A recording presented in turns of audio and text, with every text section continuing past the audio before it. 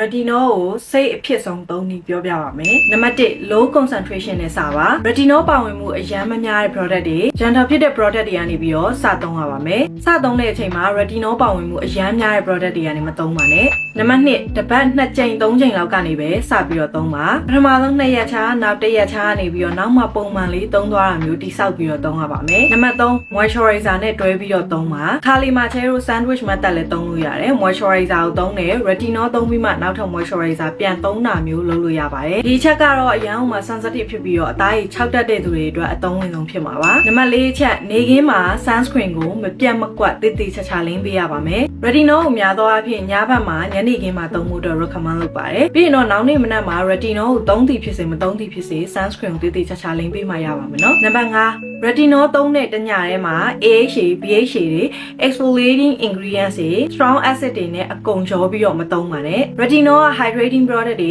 moisturizing product တွေနဲ့ skin barrier support မဲ့ product တွေနဲ့သာတွဲတာအကောင်းဆုံးပါဒီ၅ချက်ကိုသိထားရင်တော့ retinol ကို risk မယူဘဲနဲ့ safe ဖြစ်အောင်သုံးလို့ရပါပြီ။ခဲခုတလို့သုံးတဲ့ retinol line ကတော့ Davo ရဲ့ green tomato retinol series ဖြစ်ပါတယ်။ Davo ရဲ့ဒီ skin care line မှာဒီလို product 3ခုလာပါတယ်။ခုမှ retinol စသုံးမဲ့ beginner တွေအတွက်အရန်အဆင်ပြေပြီးတော့ sensitive skin friendly ဖြစ်မယ်။စိတ်အဖြစ်ဆုံးနုနုညံ့ညံ့သုံးလို့ရမယ့် routine တစ်ခုကိုတိစောက်ချင်တယ်ဆိုလို့ရှိရင်စိတ်ဝင်စားစရာ option တစ်ခုဖြစ်မှာပါ။ခဲခုတိုင်းလဲ retinol ကိုသုံးရတာသဘောကျရသူဖြစ်ပါတယ်။ဒါပေမဲ့အခုချိန်ထိ low concentration ဖြစ်တဲ့ retinol တွေကိုပဲရွေးပြီးသုံးဖြစ်ပါတယ်။သူတို့မှာကျတော့ retinol ရဲ့အာနိသင်ရဖို့အတွက် Bakuchiyo ကိုသုံးထားတာဖြစ်ပါတယ်။ Bakuchiyo ဆိုတာကတော့ retinol ကိုတဘာဝအတိုင်းရတဲ့ပန်းပွင့်လေးပေါ့နော်။ Gentle ဖြစ်တဲ့ safe ဖြစ်တဲ့ retinol form ဖြစ်ပါတယ်။ Plant based retinol လို့ပြောလို့ရတယ်။ဒါမှ pure retinol ရာခိုင်နှုန်းနည်းနည်းလေးနဲ့ပေါင်းထားတယ်။ပြီးတော့မှလုံးဝ calming soothing ဖြစ်စေတဲ့ green tomato နဲ့ပေါင်းထားတာပါ။ဆိုတော့ဒါလုံးဝ beginner friendly retinol series ဖြစ်ပါတယ်။ကျတော့ဒီ product လေးကိုဆက်ပြီးကြည့်ရအောင်။ Let's go